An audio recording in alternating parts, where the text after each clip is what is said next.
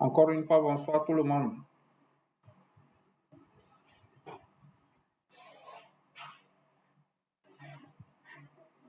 Quelqu'un m'entend? Bonsoir.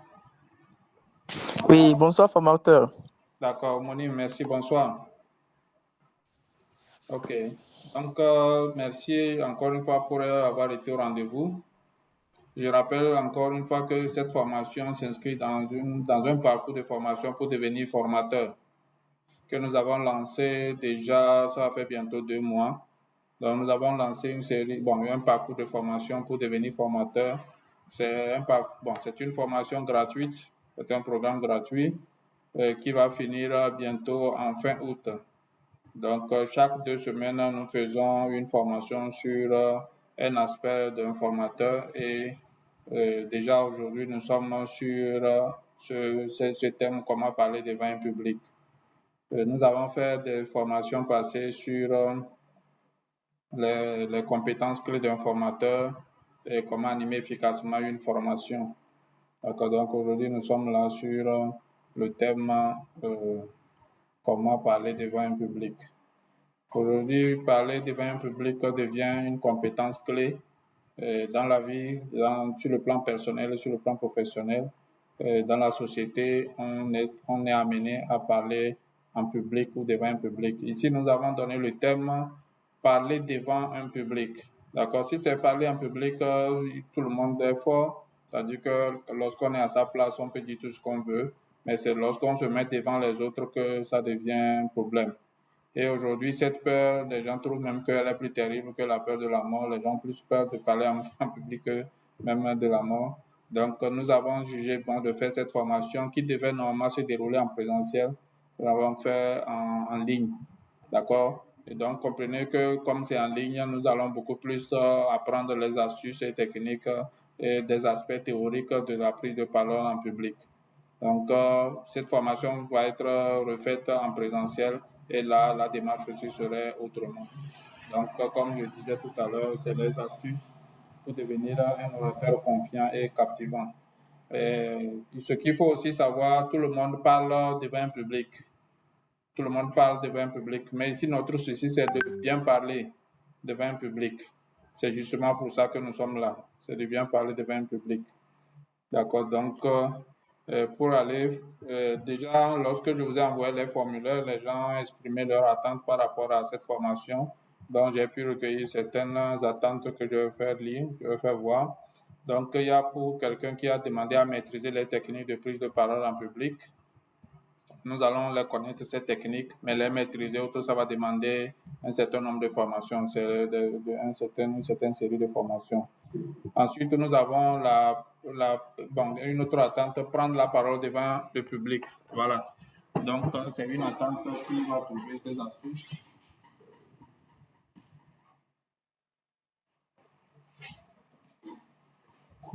Ensuite, nous avons être capable de parler devant des milliers de personnes sans trac. Être une bonne oratrice. Ça, c'est clair. Donc, comme je disais, cette formation va beaucoup plus sur les aspects théoriques, sur les astuces.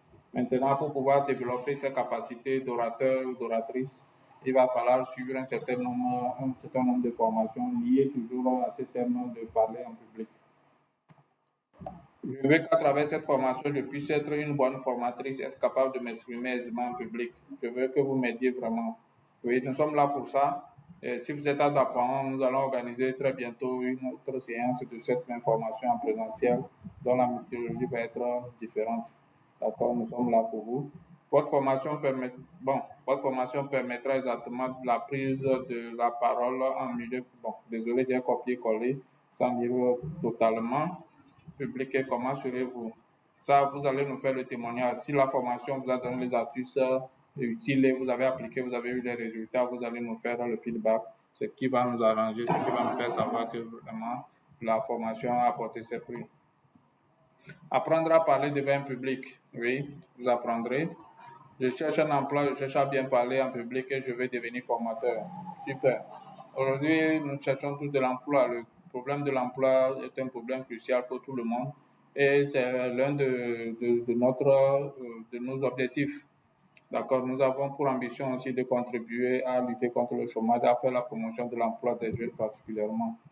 Donc, parler en public, ça va être utile pour parler devant un jury, ça va être utile pour parler devant un supérieur hiérarchique. D'accord, ça va être utile vraiment pour exprimer clairement ses idées et surtout développer ses capacités de formateur qui peuvent être utiles, qui peut être une compétence clé pour trouver un emploi, un atout pour se démarquer de la concurrence. Avoir des connaissances sur cette formation, celle de la prise de parole en public, oui, vous en aurez. Je voudrais apprendre à bien prendre la parole en public et à convaincre mes interlocuteurs une fois à la recherche de stage ou d'emploi. Oui, vous apprendrez. Bien parler en public avec éloquence et sans stress. Oui, à cette séance, vous aurez les outils nécessaires. Maintenant, avec les séances pratiques, vous y arriverez. Donc, une personne a souhaité que la formation soit bien faite. En tout cas, j'essaie de préparer la formation du mieux que je peux et j'espère que vos attentes seront comblées. Encore une fois, merci. J'espère que vous m'entendez clairement. Oui, on vous entend parfaitement, formateur. Merci. Ça me réjouit. Objectif de la formation. Quels sont les objectifs que nous visons à partir de cette séance de ce soir? C'est beaucoup plus, généralement, c'est pour vous amener à être capable de parler devant un public et en public. D'accord? Ici, nous avons fait la nuance. Il y a parler en public et parler devant un public. S'il s'agit de parler en public, comme je disais tantôt, les gens sont forts, beaucoup de gens en sont capables. Mais parler devant un public, ça, c'est ce qui est réservé à quelques-uns. C'est-à-dire que bien parler devant un public, surtout. Donc, spécifiquement, il s'agit de vous amener à savoir ce que c'est qu'en parler devant un public, identifier les blocages psychologiques, comportementaux et linguistiques, d'accord, et surmonter les craintes de parler devant un public et en public, gérer le stress de la prise de parole devant un public, connaître les techniques pour développer ses compétences d'orateur. Donc, voilà un peu les objectifs spécifiques que nous poursuivons à partir de cette séance de ce soir. Donc, le plan de présentation pour répondre à ces objectifs se présente comme suit.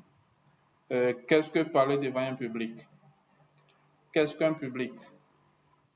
Quels sont les blocages psychologiques, comportementaux et linguistiques qui nous empêchent de parler en public? Quelles sont les craintes liées à la prise de parole devant un public? Je crois que certains avaient mentionné des craintes avec le sondage que j'ai lancé dans le groupe. Maintenant, comment réussir son intervention devant un public? Comment gérer ce stress de parler devant un public? Comment développer ses compétences oratoires? Donc, voilà le plan de présentation que nous avons conçu pour pouvoir répondre à votre attente, à vos attentes. J'espère que je ne suis pas trop rapide. Il m'arrive de parler très rapidement. Si c'est le cas, rappelez-moi, s'il vous plaît. Ce n'est pas trop rapide. Bon, à mon niveau, c'est bon. Ok, merci. D'accord, donc nous sur le premier point.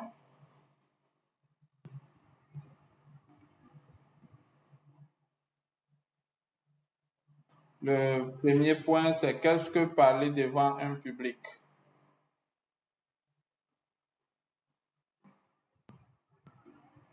Parce qu'il faut vraiment qu'on sache de quoi il s'agit avant de pouvoir avancer. Parler devant un public, c'est exprimer devant un groupe de personnes son point de vue, son savoir, son savoir-faire, son savoir-être. Être à l'aise de se tenir devant un public, prendre le pouvoir d'influencer un public. Voilà comment nous simplifions cette compréhension de cette question, qu'est-ce que parler devant un public? D'accord? Exprimer devant un groupe de personnes. Un groupe, ça peut être une personne, deux ou trois. Surtout ici, ces groupes, nous pensons déjà à deux personnes au moins. Donc, exprimer son point de vue, ça c'est très important. Nous avons des contextes, nous allons voir tout à l'heure les différents publics. Nous avons des contextes où nous devons dire ce que nous pensons. Et ça, c'est aussi parler devant un public. Son savoir, dans le cadre de formation, dans le cadre de transmission de savoir, que ce soit un enseignant, un instructeur, un formateur ou un supérieur hiérarchique ou un parent. Voilà, nous sommes censés transmettre nos savoirs et il faut savoir parler devant un public pour pouvoir atteindre ces objectifs. Savoir-faire, Partager son savoir-faire, c'est toujours dans le cadre de l'apprentissage, de la formation et son savoir-être. Voilà, son savoir-être, c'est notre personnalité, affirmer qui nous sommes. D'accord? Lorsque nous ne sommes pas capables de parler devant un public, lorsque nous sommes devant un public, c'est là que nous perdons la notion de nous-mêmes, notre personnalité. On n'est pas capable de parler de qui nous sommes et c'est vraiment très embêtant, très, très embêtant et ça nous fait passer à côté des opportunités. Donc, exprimer son savoir-être est une qualité, est une compétence clé pour pouvoir être formateur, surtout être à l'aise et épanoui dans la société. Donc, être à l'aise de se tenir devant un public. Ici, nous avons simplifié disant que c'est se tenir simplement devant un public. Déjà, pour la plupart, lorsqu'on vous appelle devant un public, même le fait de se tenir debout, même, c'est difficile pour une grande partie de personnes. Vous allez vous allez les voir s'agiter, se tripoter, c'est-à-dire faire des gestes pour pouvoir gérer ce malaise. Est-ce que vous voyez? Donc, parler devant un public aussi, même si on ne dit rien, se mettre devant un public aussi, c'est parler, c'est une forme de langage. Donc, nous allons voir le langage non verbal. Donc, être à l'aise de se tenir devant un public fait partie des compétences de parler devant un public. Si vous ne dites rien, mais vous êtes à l'aise dans votre posture devant un public, on sent que vous êtes à l'aise, ça aussi, c'est une compétence clé. Prendre le pouvoir d'influencer un public. Voilà, ça, c'est le top, c'est-à-dire le sommet de cette compétence de parler en public. C'est-à-dire que nous ne parlons pas pour se faire entendre, nous parlons pour se faire obéir, se faire respecter, pour influencer un public. Que ce soit une personne, deux personnes, trois personnes, quand nous disons quelque chose à quelqu'un, c'est pour l'influencer. Que ce soit positivement, négativement, notre souhait, c'est beaucoup plus positif. Notre positif ici, c'est notre résultat que nous avons atteint. Aujourd'hui, je suis là devant vous à travers cette application et je compte vous influencer à partir de mes capacités de prise de parole devant un public, vous influencer positivement à être les personnes que vous souhaitez être. Et vous comprenez que cette compétence, c'est vraiment utile, c'est très utile et je dirais même vital pour nous dans ce monde où on voit les mœurs qui se dégradent de jour en jour. Donc, être capable de dire des choses positives aux gens et les gens changent, je crois que ça serait bien vu. Qu'est-ce qu'un public? J'ai déjà mentionné ça un peu. Oui, monsieur David. Monsieur David a levé la main. Oui, vous allez devoir m'excuser un Oui, je petit suis d'accord. peu. Je vais vous rejoindre dans 2 minutes ou plus. OK. À tout à l'heure. Qu'est-ce qu'un public? J'ai parlé de ça un peu. Un public se réfère à un groupe de personnes qui assistent à un événement ou qui écoutent une présentation, un discours, une performance. Des personnes présentes physiquement dans une salle de conférence, un auditorium, un théâtre, une salle de classe, etc. Un groupe de personnes qui écoutent en ligne ou à travers des médias, c'est notre cas ici. Donc, un public, c'est toute personne ou tout groupe de personnes qu'on a devant soi, qui nous écoute, qui nous entend, c'est-à-dire qui attend quelque chose de nous par rapport à notre présence devant eux. Est-ce que vous voyez? Donc, déjà, le fait de se mettre devant un public, que ce soit en présentiel ou à distance, c'est aussi un public. C'est-à-dire que lorsqu'on attend quelque chose de nous, lorsque l'attention, les yeux ou l'attention ou les oreilles des gens sont tournés vers nous, on peut parler dans ce sens de public. Dans ce cas précis, je suis seul dans cette salle en train de parler, mais vous êtes là en train de m'écouter. Le fait de m'écouter, déjà, vous constituez un public. Est-ce que vous voyez? Donc, vous êtes un groupe et je suis là en train de parler devant vous. Et je vous assure aussi que cette compétence aussi, ça s'apprend. C'est-à-dire de pouvoir parler à des personnes à distance et qu'elles vous reçoivent aussi fidèlement, ou du moins ce que vos objectifs soient atteints. C'est aussi une capacité, une compétence. Le public encore peut être composé de divers individus, comme le cas actuellement. Je vous connais pas, je vous connais de nom, mais ce n'est pas vos professions, vos caractères, votre psychologie, votre personnalité, qui vous êtes au fond, d'accord? Vos intérêts, d'accord? C'est des divers individus avec des intérêts, des connaissances et des attentes différentes. Voilà. Tout à l'heure, j'ai lu vos attentes. Vous avez vu que vos attentes ne sont pas les mêmes. Et c'est de la même manière, vos connaissances ne sont pas les mêmes. certainement, certains ont déjà suivi cette formation, d'autres n'ont jamais suivi cette formation. Il y a des gens qui savent déjà parler en public, mais qui veulent améliorer, d'autres qui ne savent pas et qui veulent apprendre. Et donc déjà, ce public, c'est un mélange. Et déjà, en tant qu'orateur, nous devons adapter notre intervention pour pouvoir satisfaire cette catégorie de personnes. Et c'est ce qui constitue aussi une compétence clé d'un formateur que nous avons vu dans les premières formations. Ça peut être aussi des étudiants, des collègues de travail, des professionnels d'une industrie spécifique, d'un auditoire lors d'un événement culturel ou politique. Voilà, si c'est politique, nous connaissons. Donc, des étudiants ou des élèves, ça c'est dans une salle de classe pour un enseignant, des collègues de service pour une réunion au service ou bien une formation au service ou une restitution de formation. Des professionnels, là, peut-être vous êtes là devant un groupe de personnes et vous devez présenter une idée, vous devez défendre une idée. Donc, ça aussi, c'est un public.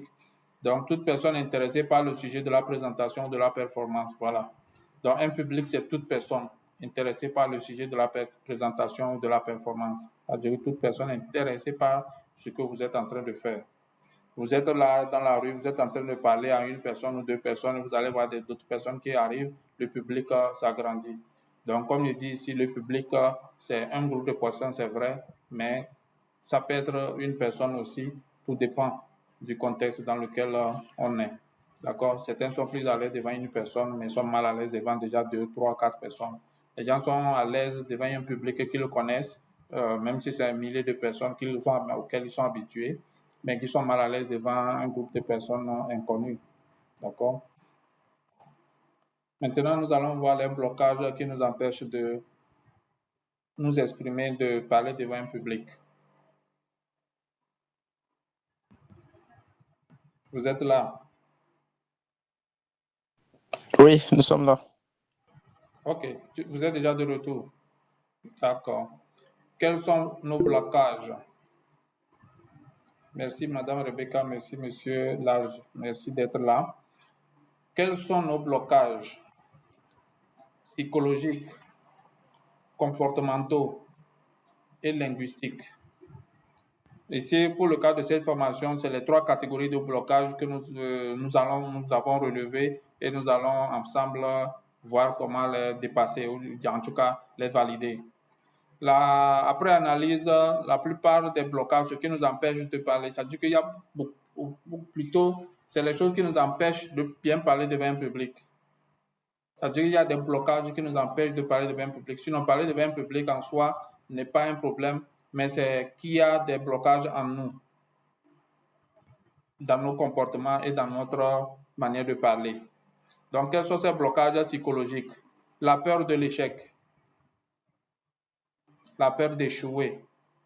Ça, c'est une ancienne peur, ça, c'est l'une des premières peurs des individus. La peur d'échouer, la peur d'être rejeté, la peur d'être critiqué, la peur dans son sens premier. Donc déjà, c'est la peur de l'échec, la peur de ne pas être à la hauteur. Tout ça là, déjà, c'est les premiers blocages psychologiques. L'autocritique excessive. On veut être parfait. C'est-à-dire qu'on se culpabilise sur les moindres petites erreurs. Sur de moindres erreurs, sur de petites erreurs. Donc déjà, ça, c'est des blocages que nous avons en nous. Ça, ce n'est pas lié forcément à la prise de parler en public, mais c'est dans notre personnalité, c'est dans notre psychologie. Et ça va se répéter, ça va être remarquable dans d'autres aspects de notre vie. La comparaison avec les autres, c'est surtout ça. Nous nous jugeons mieux ou médiocres par rapport à une personne ou bien un groupe de personnes. Alors que c'est nous qui nous les définissons comme modèle, mais rien ne les définit comme modèle. Chacun est unique dans son être et dans ses manières, dans sa personnalité. Nous avons nos empreintes uniques. C'est vrai, on peut se comparer aux autres pour pouvoir s'améliorer, pour pouvoir évoluer, mais on ne va pas se comparer aux autres pour se dégrader, pour pour se dévaluer. Les croyances limitantes. Les croyances sont nos racines. Hein. Je me permets de le dire ainsi. Les croyances sont nos racines, sont les racines de la personnalité de l'homme, de tout être humain. Tout être humain a une personnalité construite sur des croyances profondes. Et pour la plupart des gens qui ont du mal à parler en public, quand on va les analyser à fond, on va voir qu'il y a des croyances limitantes.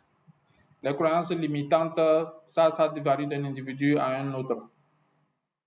Est-ce que vous voyez? Le fait de dire que on ne pourra jamais faire ceci, on ne pourra pas, c'est-à-dire que dans notre famille, il y a eu personne, c'est-à-dire qu'il y a des paroles de certains parents et il y a des croyances selon notre appartenance ethnique ou bien clanique ou bien raciale.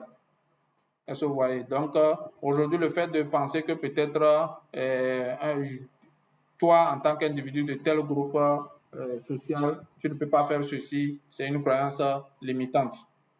Est-ce que vous voyez? Donc, ça, c'est des niveaux vraiment profonds que il faut vraiment des spécialistes ou des gens qui sont habitués, qui peuvent vous accompagner, vous aider à détecter ces croyances-là et à les surmonter. Les expériences passées négatives, ça c'est clair. On a parlé une fois devant un public et on s'est moqué de nous et c'est fini. Et il dit bien, c'est fini. Peut-être c'est dans l'enfance, on a parlé peut-être devant les parents, devant un parent qui a mal pris ça ou du moins qui a critiqué ça ou qui a trouvé ça négatif et c'est fini. Nous gardons ça en tête. Et il y a ça pour la plupart des personnes. Hein. Quand on ose une seule fois et on échoue, c'est fini. On ne veut plus réessayer. Le souci ou le besoin de perfection. On n'est pas orateur dès le premier jour. Même l'homme le plus grand orateur du monde ne sera pas, n'est pas né orateur. Il lui a fallu de l'apprentissage, il lui a fallu de la formation, il lui a fallu des échecs, il lui a fallu de l'expérience. Et pour apprendre à parler en public, l'expérience est en grande partie une technique, en tout cas une condition incontournable.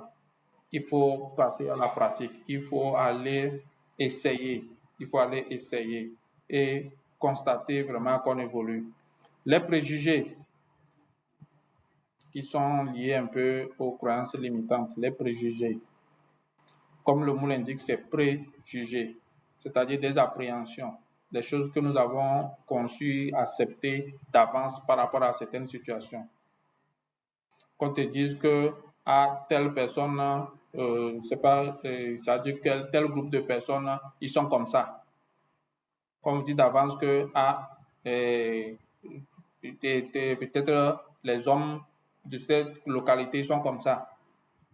Ça veut dire que vous avez gardé ça en tête que ceux-là, ils sont comme ça. Ça, ces préjugés, c'est vraiment terrible. Que généralement, c'est plein de nos jours, ces préjugés, c'est très beaucoup même de nos jours avec les réseaux sociaux. Les jeunes sont comme ça, les femmes sont comme ça, les vieux sont comme ça, les politiciens sont comme ça. Ça, c'est des préjugés. Est-ce que vous voyez? Donc, quand vous travaillez déjà avec ces préjugés, il ne s'agit pas de les ignorer, mais il s'agit de les prendre en compte pour pouvoir peut-être améliorer notre intervention ou, comment dire ça, adapter notre intervention. Mais on ne va pas les utiliser comme unité de mesure, comme critères de mesure, critères de validation pour pouvoir, en tout cas, mal faire notre intervention. Est-ce que vous voyez? Donc, voilà les éléments psychologiques que nous avons trouvés qui nous empêchent de parler en public. Ce sont des blocages. Ici, je n'ai listé quelques-uns de ces éléments. Donc, certainement, vous en connaîtrez d'autres. Si vous en avez, vous pouvez nous les proposer pour qu'on complète. D'accord? Et en attendant, je vous présente les blocages comportementaux. Ça s'agit des comportements. Ça c'est physiquement, ça veut dire que notre manière d'être physiquement, notre position devant le public, comment le public nous voit. D'accord? Il y a ces blocages qui nous appellent de nous exprimer. Tout à l'heure, je disais, parler devant un public, ça ne veut pas de parler seulement avec la bouche. On parle aussi avec son corps, avec sa présence, la manière dont on est devant les autres constitue un message. Et il y a des comportements qui nous empêchent de faire passer, en tout cas, le message qu'on veut faire passer. En fait, c'est ça le souci de la prise de parole en public. C'est ça le souci de la difficulté de parler devant un public. Tout le monde parle devant un public. Nous qui avons peur même de parler devant un public, nous parlons. Mais seulement nous ne disons pas ce qu'on a voulu dire, c'est-à-dire on n'obtient pas le résultat qu'on veut obtenir. Et si on n'obtient pas le résultat qu'on veut obtenir, c'est que le comportement, c'est-à-dire il y a des éléments qui nous ont bloqués. Et voilà quelques éléments psychologiques et maintenant quelques éléments comportementaux. il y a un de ces comportements qu'on appelle l'évitement ou la fuite. Ça se remarque dans le regard. Vous ne regardez pas les gens dans les yeux, vous regardez soit le toit ou soit le sol, ou soit dehors à travers une fenêtre, ou soit un participant au fond du public, au fond, vous fixez un seul participant. Ça, nous appelons ça l'évitement ou la fuite. Vous fuyez le public. D'autres, ça se manifeste par des va-et-vient répétitifs ou je sais pas, des tics ou des bégaiements. Tout dépend. D'accord? Ici, c'est beaucoup plus pour éviter le public où on parle trop rapidement, comme ça m'arrivait au début. Et voilà, c'est des éléments qui empêchent de faire passer le message parce que quand le public le sent, ils peuvent maintenant détecter que vous êtes mal à l'aise. Et quand le public sent que vous êtes mal à l'aise, ils vont vous rendre encore plus mal à l'aise. Ça se voit. On a la mauvaise posture. Heureusement, malheureusement, nous sommes en ligne. On devait faire si c'était en présentiel, on va adopter quelques-unes des postures. Je vais vous envoyer le document, vous allez voir certaines postures.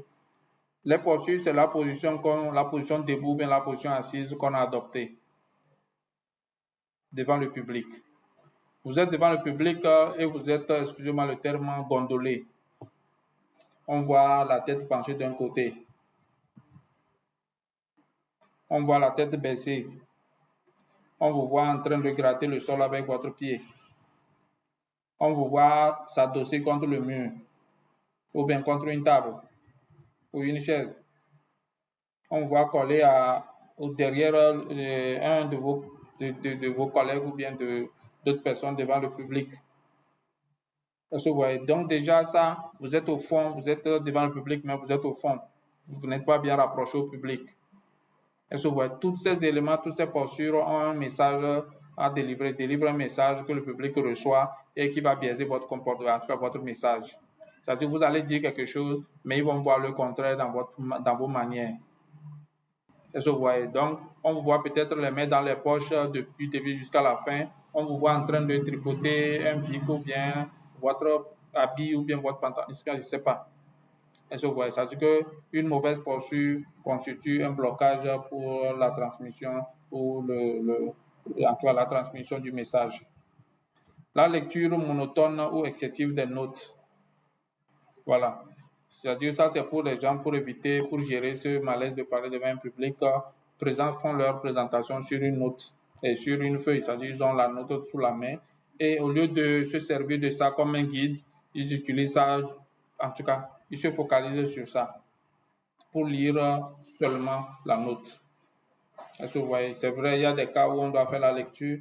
Même quand il s'agit de la lecture, il faut aussi varier le ton pour que ça ne soit pas trop monotone. Le manque de contact visuel, c'est ce que je viens de dire. Vous ne regardez pas les gens, vous regardez le sol, vous regardez le toit, ou vous regardez dehors à travers une fenêtre, ou vous regardez une personne dans la foule qui vous est familière, quoi. Mauvaise gestion du temps. Oui. Ça, c'est un aspect clé. C'est vrai que cette formation, vous allez vraiment nous excuser que cette formation, c'est en ligne et puis c'est en maximum 1h30 ou 2 heures. C'est pourquoi nous n'allons pas pouvoir approfondir certains aspects. Quand il s'agit d'une réunion, d'une conférence, ça veut dire que ça dépend du temps qu'on vous a accordé. Par exemple, moi, ce soir, le temps que vous m'avez accordé, c'est 2 heures maximum. Ça se voyait. Donc, durant les 2 heures, si je n'ai pas pu faire passer mon message comme il se doit, le fait de dépasser déjà les 2 heures, vous aurez écrit, mon message va être biaisé. Lorsqu'on vous donne la parole dans le public, vous devez vous poser la question à savoir combien de temps on vous a donné. Quand il dit de poser la question, vous n'allez pas poser la question au formateur ou bien à la personne qui vous a donné la parole, mais vous-même, vous devez comprendre le contexte et identifier, savoir d'avant combien de temps votre intervention va prendre. Il y a des gens, on leur donne la parole pour dire un mot et finalement, c'est toute une conférence qu'ils font. Et c'est dans ces flots de paroles même qu'il y a beaucoup d'erreurs, il y a beaucoup de problèmes et même finalement, on se crée des problèmes. L'utilisation excessive de remplissage éthique verbaux. Donc, voilà, c'est un peu ces éléments. D'accord? Il y a des gens qui sont habitués à utiliser ces genres de mots ou bien de phrases, en tout cas, on appelle ça des tics verbaux. C'est des remplissages pour combler les vides, quoi. Qu'est-ce que vous voyez? Donc, il y a ces genres de personnes qui sont habituées à utiliser ça pour pouvoir se donner le temps de réflexion. Donc, il dit donc, bon, qu'est-ce que j'allais dire? Bon, est-ce que vous voyez? Donc, ça, genre de choses dans la communication, dans la prise de parole en public, si vous avez ça, ça devient agaçant. C'est vrai, nous pouvons tous les utiliser à un moment donné pour sortir d'une situation, mais quand ça devient trop répétitif, ça devient vraiment agaçant.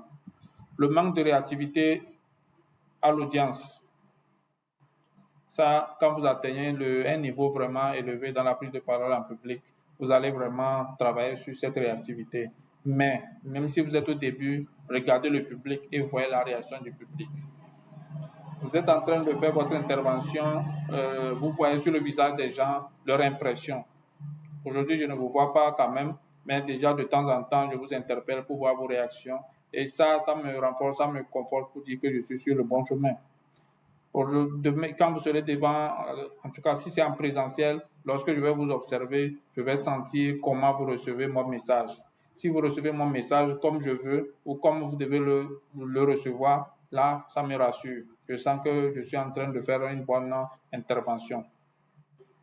Est-ce que vous voyez? Donc, si vous prenez la parole devant un public, vous avez intérêt à observer le public et à évaluer sa réactivité par rapport à tout ce que vous dites.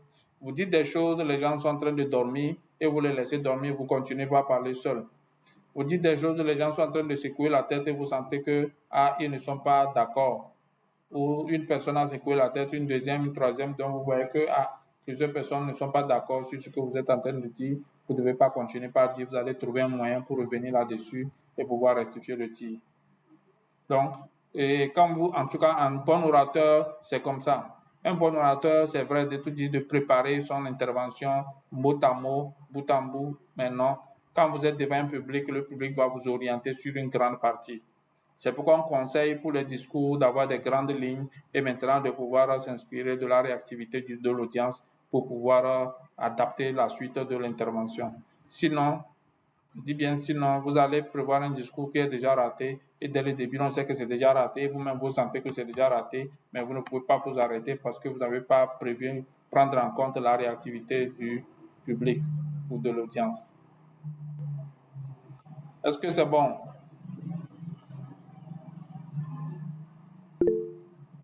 Monsieur Paul. Ok, monsieur Tonton. Akpo. Je vous écoute. C'est bon, chef, c'est bon. D'accord, merci à Rachid et à Rebecca aussi pour le message. Les blocages linguistiques.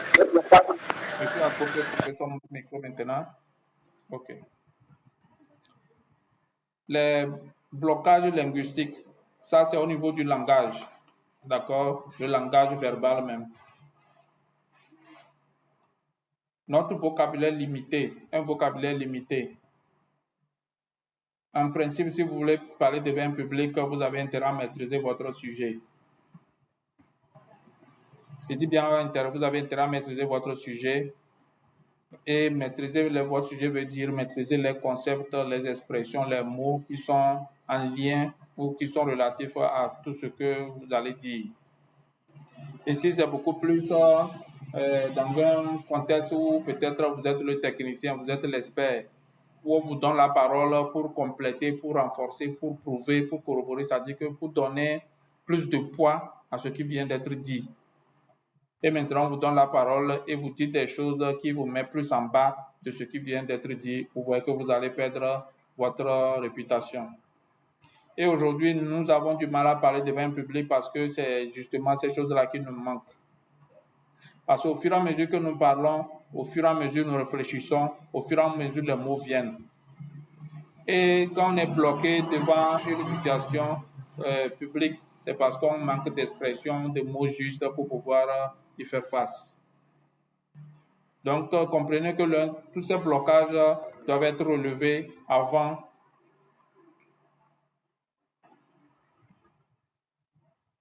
de prendre la parole en public.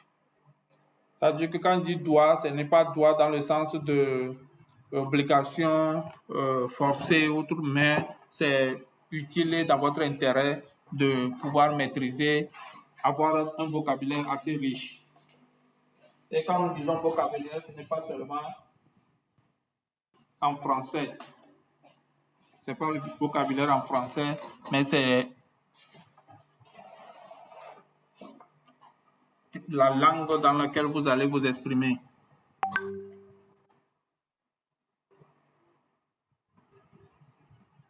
D'accord, donc c'est très important. Actuellement, c'est en français que ça nous embête beaucoup. Notre expression, c'est vraiment en français, ça nous embête beaucoup. D'autres sont prêts ou sont capables de s'exprimer dans leur langue maternelle, devient un problème. Mais quand il s'agit de parler en français, ils se disent que non, ils font des fautes et tout ça là. Donc, ça fait qu'ils ont du mal à intervenir, ils ont peur de faire des fautes. Le manque de clarté de structure. Ça aussi, c'est une école. Je dirais c'est une école qu'il faut apprendre parce que faut apprendre à structurer. À l'école, on nous a appris à structurer notre intervention. Idée, explication de l'idée et exemple. Ça, c'est le style dialectique, c'est la thèse. Pour défendre une idée, tu donnes l'idée, tu expliques l'idée, tu donnes des éléments pour soutenir cette idée ou bien pour mieux expliquer ou bien pour donner plus de force à votre idée. D'accord? Donc, quand vous allez intervenir, il faut faire attention, ne pas faire trop de digressions. On appelle ça des digressions. Tantôt tu vas devant, tantôt tu reviens en arrière, et ainsi de suite. C'est pas logique. Les gens vont remarquer cela. Le manque de fluidité. Fluidité, c'est un langage adapté à votre public. Fluide. Votre intervention doit être fluide, c'est-à-dire que doit être facile à assimiler par votre public. D'accord, donc tout ça, c'est parce que si vous avez un vocabulaire assez riche, vous allez trouver les mots justes pour adapter à chaque public. Aujourd'hui, je fais cette conférence, je fais cette formation devant des élèves. Lorsque je serai devant les étudiants ou bien devant les professeurs d'université, je dois pouvoir utiliser les termes et les expressions qui leur permettront aussi de comprendre le message, à chacun à son niveau. La prononciation et diction problématique. Ça, il y a des gens particulièrement, c'est vrai, c'est des blocages aussi qu'on a avant de parler en public. Déjà, nous ne nous exerçons pas à parler, à bien parler.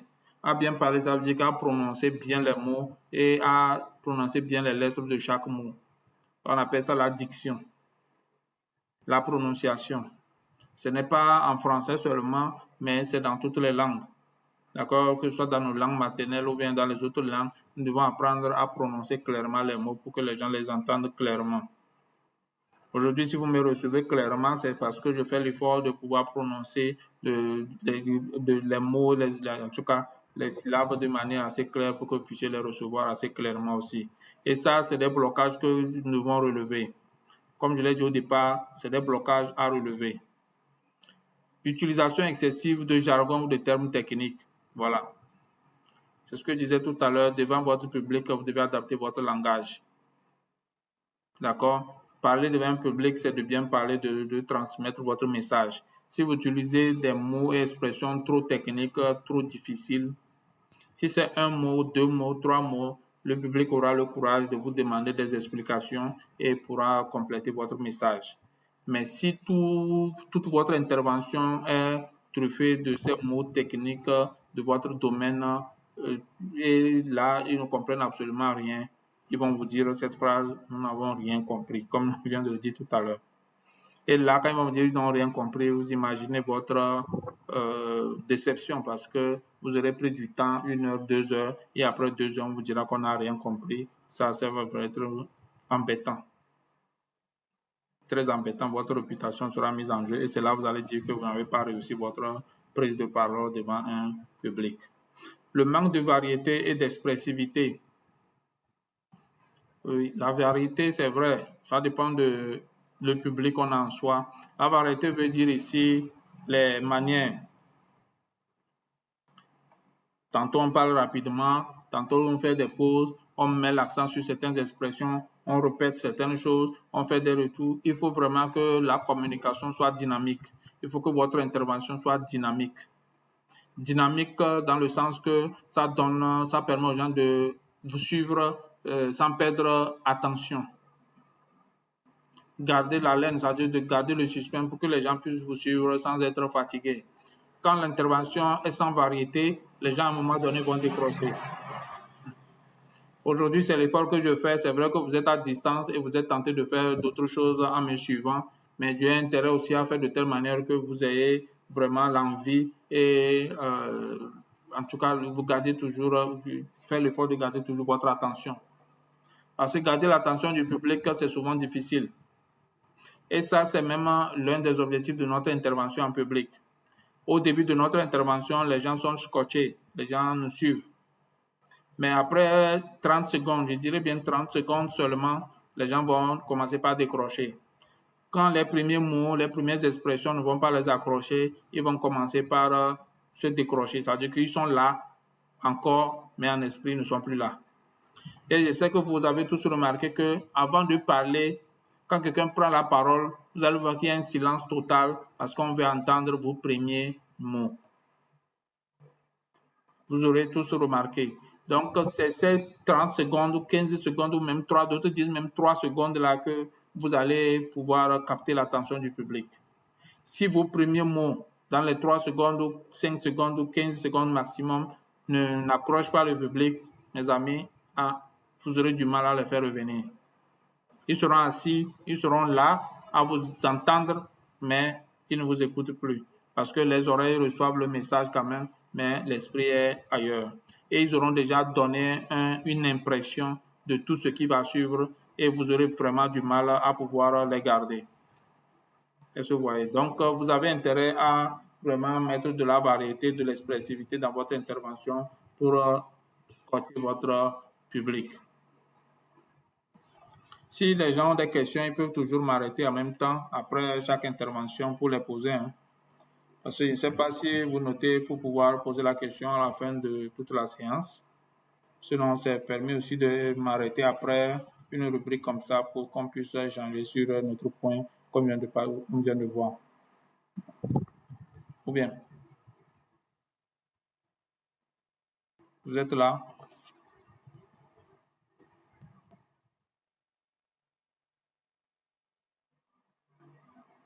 Il y a quelqu'un? Ok, monsieur Racidi, merci.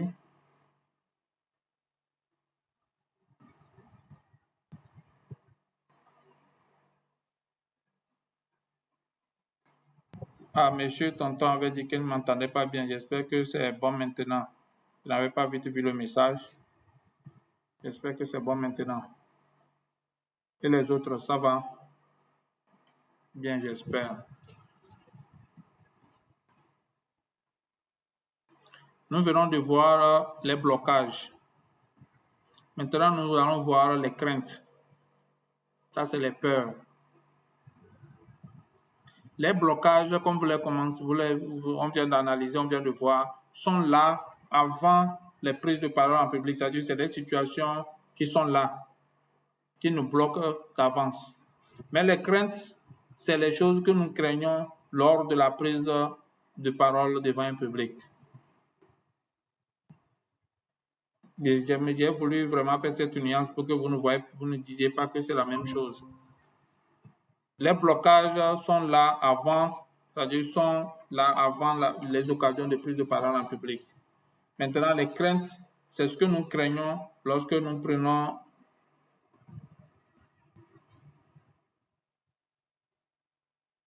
c'est les craintes que nous avons en nous lorsque nous intervenons en public. Est-ce que vous voyez? Donc, ici, nous allons voir les craintes. La première crainte, c'est le trac. Sensation physique de malaise.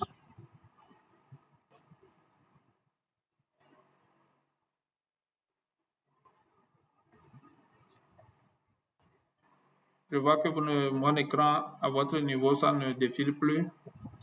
Donc, je disais, la première crainte, c'est le trac.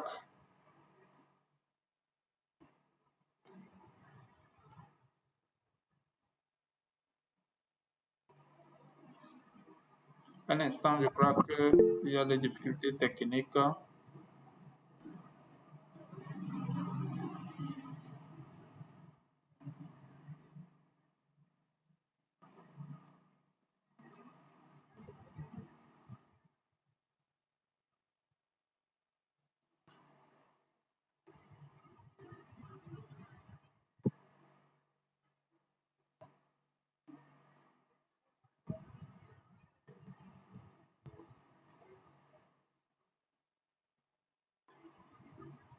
On dirait que, un instant, je vais relancer.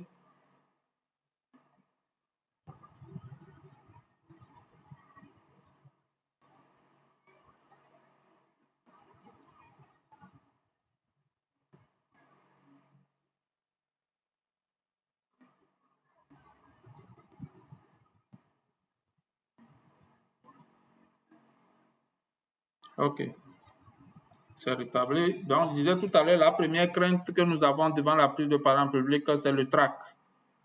Le trac, c'est cette sensation de malaise, c'est une sensation physique de malaise qu'on a quelques minutes lorsque nous allons prendre la parole en public.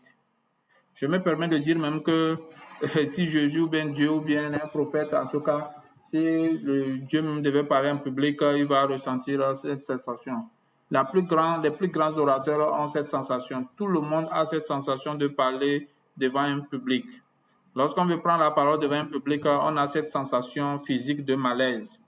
Notre cœur qui se bat plus vite, on commence par transpirer, on a des palpitations, on a des choses dans le ventre, on a des tremblements dans le corps des bras, les mains, des parties de notre corps qui tremblent. C'est-à-dire qu'on n'est pas physiquement à l'aise. Je vous le dis, je vous l'assure, tout le monde le ressent. Les plus grands orateurs le ressentent aussi. D'accord? Maintenant, c'est la gestion de ce trac qui fait la différence. Lorsqu'on est grand orateur, il y a des gens qui sont obligés peut-être de prendre de l'alcool pour surmonter cela. D'autres prennent un verre d'eau pour surmonter cela. D'autres mâchent du chewing-gum. D'autres sucent des bonbons. D'autres font des exercices d'étirement. C'est-à-dire tout dépend. Chacun a sa technique pour pouvoir surmonter cette sensation de malaise.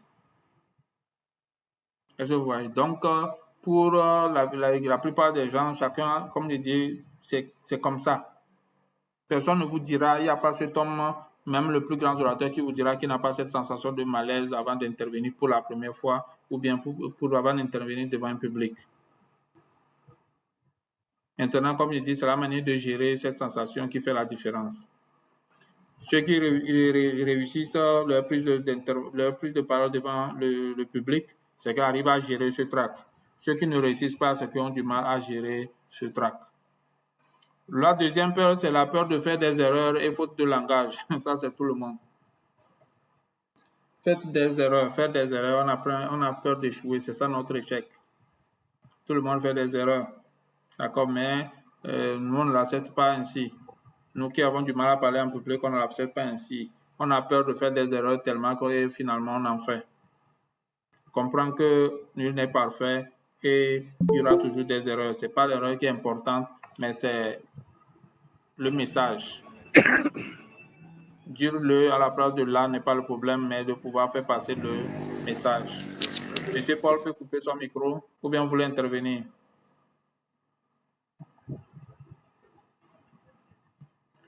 La peur de ne pas être à la hauteur.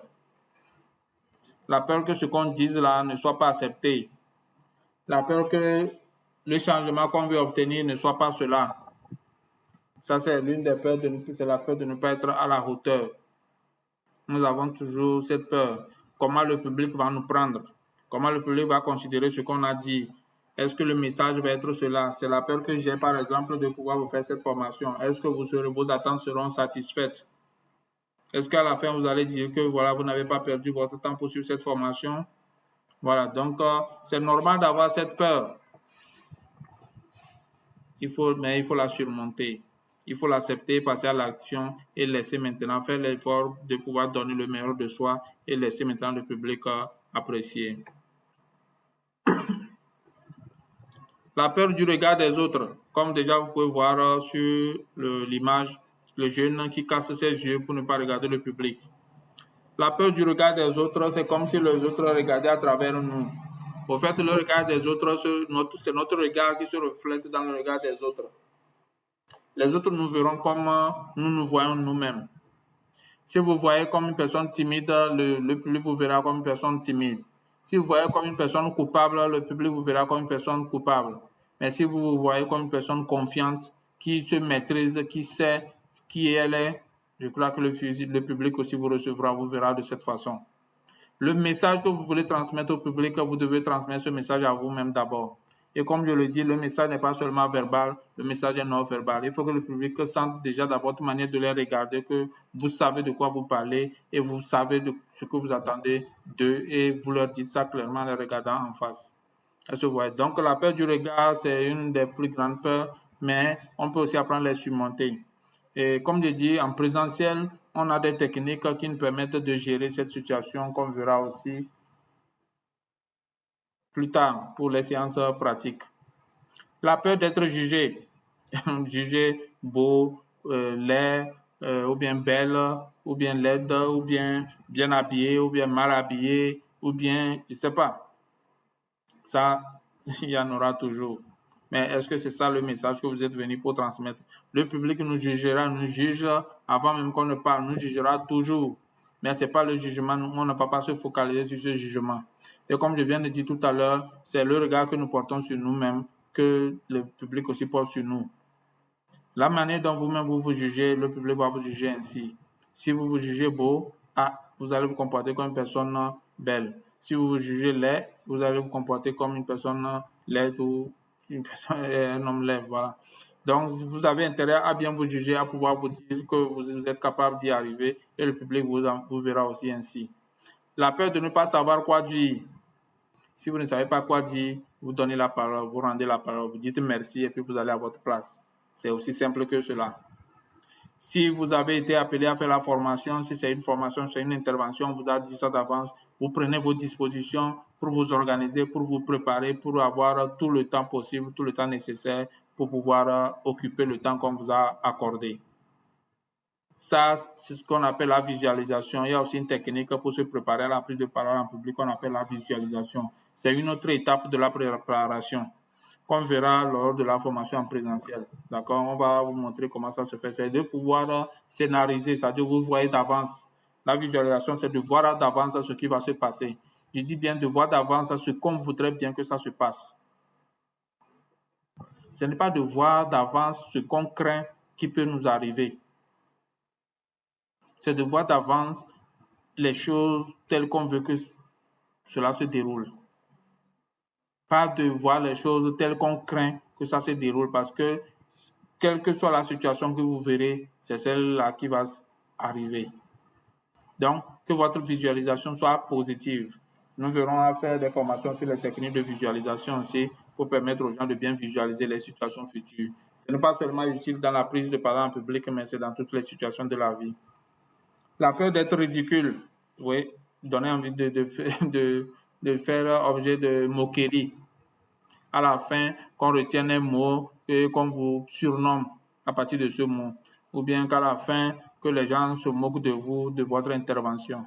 Et je vous dis bien, ceux qui sont assis dans le public, ils se moquent de vous, ils ont aussi la même peur de parler devant le public. C'est à vous de leur donner l'occasion de se moquer de vous, bien de vous féliciter. Si vous-même, vous vous jugez déjà à travers votre intervention que vous avez mal fait, ils vont aussi le prendre ainsi et ils vont se moquer de vous.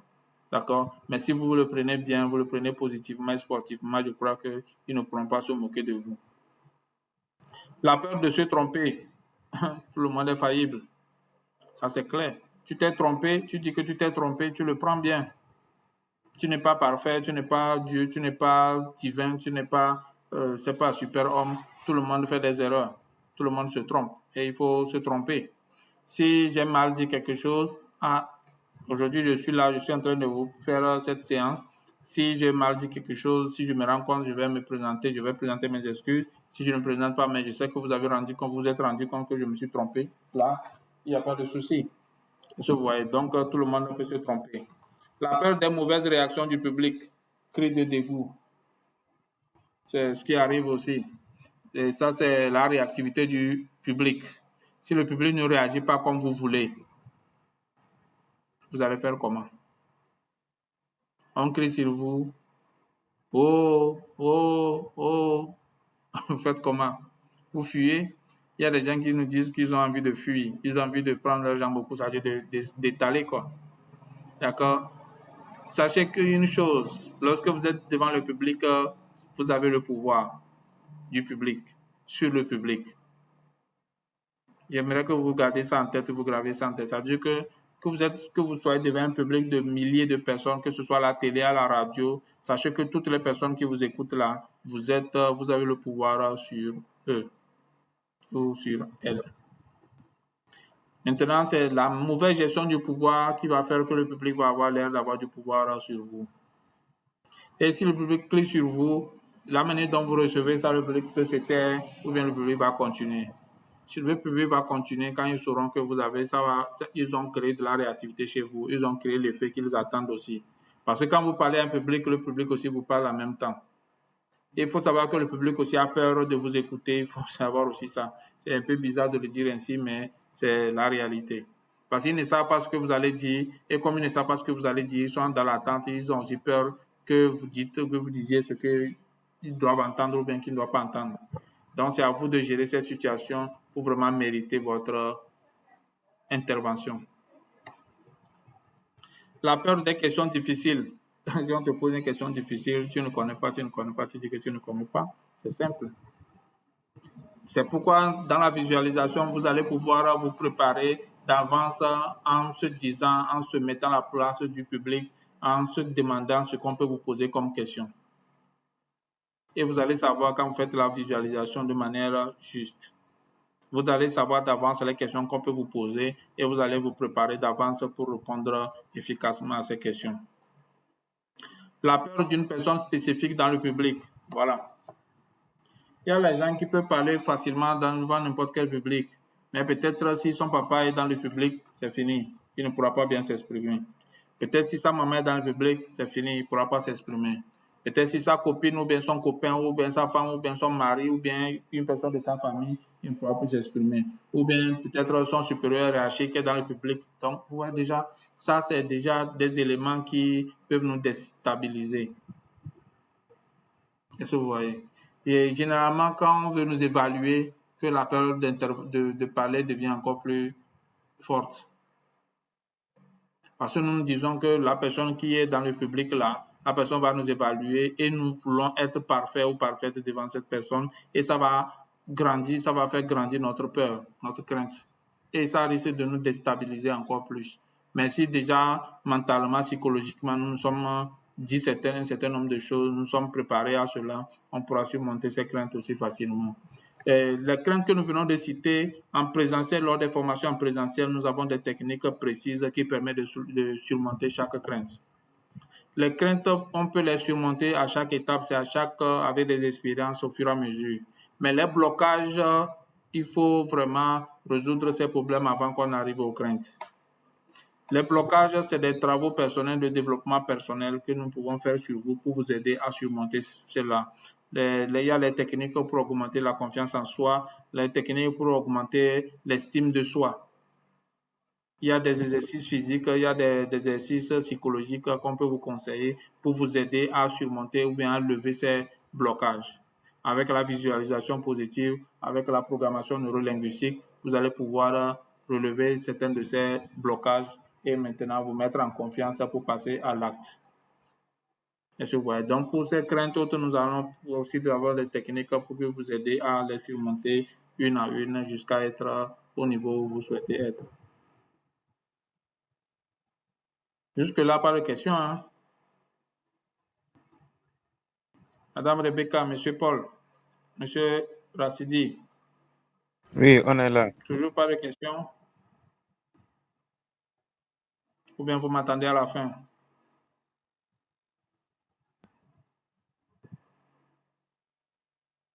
Ok. J'espère que vous avez les explications préparé. sont claires pour le moment. Donc, on évolue pour le moment. Ah bon, ouais. Ok. D'accord, donc je le prends bien. Nous allons aborder comment réussir son intervention devant un public. En surmontant les craintes, bien sûr. d'accord, en identifiant d'avance nos blocages et autres là. Voilà. Écrire si possible ce qu'on a à dire.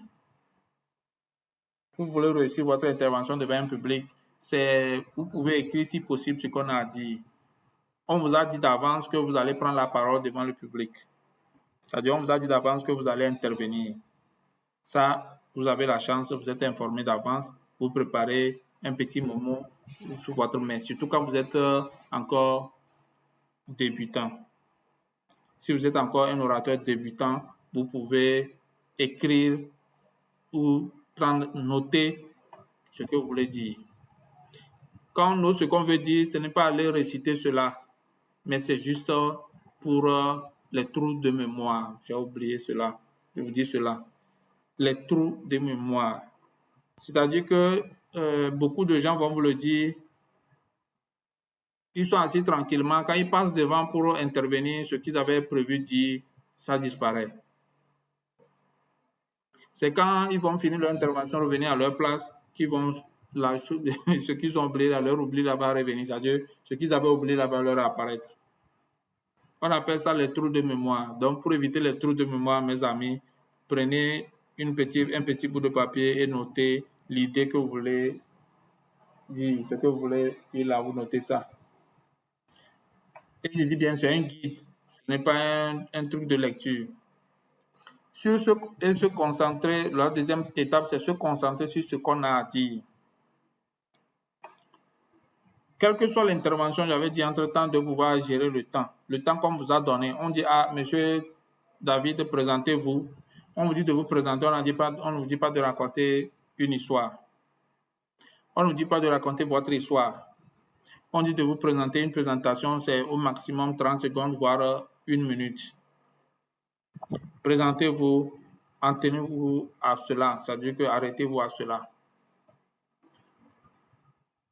Sinon, si vous essayez de continuer, c'est là que le public va être, je dirais, va commencer par réagir négativement. Et quand dit le public, pas tout le public, peut-être la personne qui vous a donné la parole va se sentir mal à l'aise. On vous a donné 30 secondes et puis vous prenez 1 minute, voire 20 minutes. C'est pas bien. Donc, le fait de se concentrer sur ce qu'on a à dire aussi, c'est pour dire aussi, je vais faire ce que j'ai à faire et je vais laisser le public se gérer ou bien apprécier. Lorsqu'on est à ses débuts, on peut se concentrer sur ce qu'on a à dire et s'en tenir à ça. J'interviens pour dire ceci, je le dis et puis c'est fini. Oui, Madame Rebecca.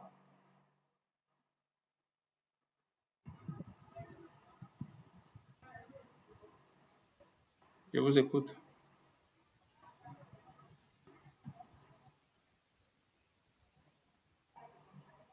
Madame Rebecca, on ne vous entend pas.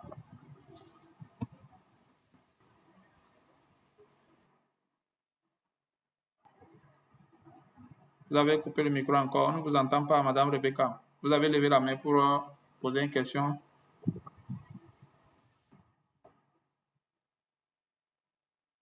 Vous avez encore coupé le micro. OK. Donc, dès que ça va, vous pouvez en même temps intervenir. Sinon, on ne vous entend pas pour le moment. Par rapport au truc de mémoire, pourquoi ça arrive et comment faire si l'on ne doit pas tenir un papier en main lors de la présentation? Je n'ai pas entendu le début, j'ai entendu seulement trou de mémoire. Vous pouvez reprendre.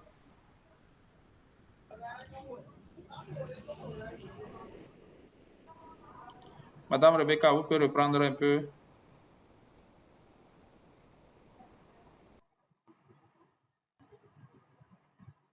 OK. Ce que moi j'ai cru entendre, vous avez demandé comment éviter les trous de mémoire. Si on ne veut pas utiliser un bout de papier, on ne veut pas prendre des notes. Nous avons un exercice de concentration. Nous avons un exercice de concentration qu'en présentiel, en tout cas pour développer son cerveau, sa mémoire, qu'on apprend aux gens pour pouvoir les aider à rester conscients ou conscientes pendant un long moment. Et je vous dis, bon, quand je dis conscience, c'est pour insulter, mais c'est pour dire quoi? Notre conscience a du mal à rester sur place.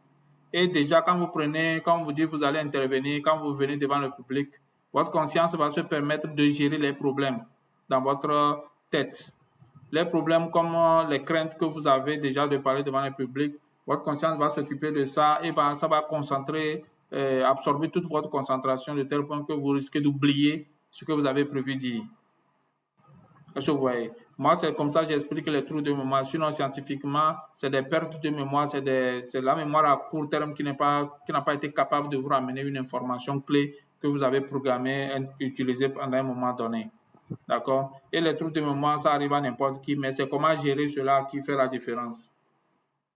Si vous avez un trou de mémoire, vous savez que vous avez un trou de mémoire, vous devez occuper ce trou de mémoire par quelque chose que vous savez que le public autre ne saura pas que vous avez eu un trou de mémoire. Est-ce que vous voyez? Donc, il y a des techniques de concentration. Si c'était en présentiel, j'allais vous soumettre à un exercice pour voir jusqu'à quel degré votre conscience peut rester sur place. C'est-à-dire que vous pouvez être concentré pendant combien de temps. Quand on fait l'exercice avec des personnes, il y a des gens, leur concentration ne dépasse pas 15 secondes. D'autres arrivent à 30 secondes, d'autres arrivent à 1 minute, c'est-à-dire 60 secondes. Maintenant, c'est rare de voir des cas où on va jusqu'à 1 heure, 2 heures. C'est vrai, notre conscience peut toujours se déplacer, on peut perdre la concentration à un moment donné, mais il y a des techniques pour vraiment redresser ou pouvoir dresser et bien éduquer notre inconscient pour pouvoir gérer notre mentalité ou bien nos mémoires en absence de la conscience. Bon, excusez-moi de parler de cette façon, mais c'est comme ça que je conçois les choses. J'espère que j'ai répondu à Madame Rebecca. Oui, ça va, j'ai bien compris. Merci. Merci beaucoup, madame. Dire juste ce qu'on a à dire. Quand nous intervenons, des fois, on intervient et on a l'impression que c'est trop court. Et quand on a l'impression que c'est trop court, c'est en ce moment qu'on veut donner des explications, certaines explications. C'est quand on veut essayer de donner ces explications maintenant qu'on se crée des problèmes. Je ne sais pas si vous l'avez remarqué aussi. Ah, on t'a dit, ah, monsieur ou madame, présentez-vous. Ah, je suis David Latelier, je suis ceci, je suis cela, point. D'autres vont trouver que non, c'est comme, il y a d'autres qui vont penser que c'est trop court. Il va commencer par vouloir dire autre chose. Ah, je voulais profiter pour remercier cela, pour y aller. Finalement, le moment là où il va vouloir s'arrêter, il ne pourra plus s'arrêter là-bas. Comme je viens de prendre le cas de faire des remerciements. Ah, je vais remercier Kofi. Et quand tu remercies Kofi, tu te rends compte que il y a Kojo qui est important aussi, il faut le remercier. Tu te rends compte qu'il y a Afi qui est aussi important, tu dois la remercier. Puis finalement, ton intervention est décousue. Tu es sorti de ton cadre. Et finalement, ce qu'on retiendra de ta présentation, ce sont tes dernières paroles, tes derniers mots, qui ne sont plus finalement des présentations, mais c'est du que ces remerciements. Ça, c'est le malaise, le trac qui nous amène aussi à faire souvent ce genre de choses. Mais il faut savoir aussi bien gérer cette situation qui ne sont pas souvent bien. D'accord? Donc, il faut dire juste ce qu'il faut dire selon la circonstance et s'en tenir à ça. Être bref, voilà. Ou bref. Cette formation, je l'ai préparée pour 2 heures. Si on peut me donner encore 3 jours ou bien 1 semaine pour faire cette même formation. Si je vais faire cette même présentation, cette même formation en 3 jours, en 4 jours, en 7 jours, je dois pouvoir adapter cela selon le temps qu'on m'a accordé. Et c'est en restant dans ce temps qu'on va dire que on est bref ou bref. Si on m'a donné une journée, j'en ai fait 1 heure ou 2 heures. Ça, je n'ai pas été bref, mais c'est que je n'ai pas atteint, je n'ai pas géré le temps qu'on m'a accordé. D'accord? Être bref ici ou bref ici, comprenez que c'est de pouvoir rester dans les limites du temps. Se dire qu'on est important autant que toutes celles qui sont là.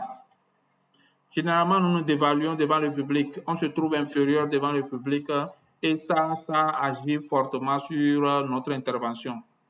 Je viens de le rappeler avant qu'on ne passe à ce point. Quand vous prenez la parole, vous prenez le pouvoir. Et tant que vous tenez la parole, vous tenez le pouvoir et le public est obligé, je dis bien, est obligé de vous suivre. Est-ce que vous voyez? Le public est obligé de vous suivre. Donc, quand que vous avez le pouvoir, c'est vous qui avez la parole. Le public est obligé de se taire. Et c'est pourquoi, quand vous dites ah, taisez-vous, ils se taisent. Que vous soyez un enfant, que vous soyez un adulte ou que vous soyez un subalterne devant des chefs, tant que c'est vous qui êtes devant, ils sont obligés de se taire et de vous suivre. Donc, vous devez vous approprier ce pouvoir. Vous devez l'accepter et le contenir et pouvoir mieux l'utiliser. Parce que quand on vous donne ce pouvoir et vous n'avez pas pu bien gérer cela, c'est ça maintenant que le public va reprendre son pouvoir pour vous influencer négativement. Mais si vous gardez toujours votre pouvoir de faire taire au public lorsqu'il faut faire taire au public, de dire au public d'aller à gauche ou bien d'aller à droite, c'est là que vous avez votre pouvoir et c'est là que vous allez réussir votre intervention. Est-ce que vous comprenez? Que votre intervention puisse mettre le public assez à l'aise, puisse garder le public en haleine jusqu'à la fin de votre intervention et qu'il vous applaudisse, là, vous avez atteint votre but. Mais que le public reprenne son pouvoir en criant sur vous, en vous disant des choses et finalement c'est vous qui obéissez, finalement c'est vous qui fuyez, là, vous avez raté votre intervention. Ne pas essayer de s'écouter au même moment qu'on parle. Voilà une autre manie, c'est-à-dire une mauvaise habitude. Il y a des gens, quand ils veulent, ils interviennent, ils veulent en même temps s'écouter. Surtout lorsqu'on parle dans le micro. Ça, c'est terrible. Je vous assure, si vous n'avez pas atteint encore un niveau de maîtrise, n'essayez pas de faire cela. D'ailleurs, même si vous avez même atteint ce niveau de maîtrise, faites un effort de ne pas vraiment vous concentrer sur cela parce que vous allez être dérouté. On dit allô, allô, allô, et on veut entendre notre retour avant de savoir que ça va. Surtout quand on fait ça, le public autre entend clairement, mais bizarrement, vous êtes la seule personne qui n'entend pas clairement. Vous, le son que vous entendez, ceux qui ont déjà parlé dans le micro vont vous le dire, c'est le son qui sort à côté du micro que vous entendez. C'est le public qui entend le son qui sort des haut-parleurs. Donc, je vous demande pardon, en tout cas, je vous supplie, je vous dis de ne pas vous concentrer à écouter ce qui sort des haut-parleurs lorsque vous intervenez. N'essayez pas de vous écouter, concentrez-vous sur ce que vous avez à dire et dites ce que vous avez à dire. Le public est là, elle va recevoir. Quand vous voyez la réaction du public, vous saurez que le message passe ou ne passe pas. Là, c'est différent. Mais essayez de vous écouter. Là, ça fait un double travail que vous donnez à votre conscience, à votre cerveau. Et je vous assure qu'il aura du mal à gérer ça pendant longtemps. C'est vrai qu'au début, vous pouvez vous en sortir, mais à écouter trop longtemps, vous risquez de perdre les pédales.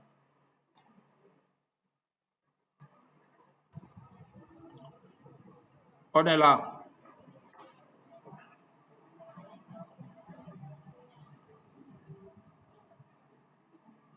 Bon, Madame Rebecca et les autres.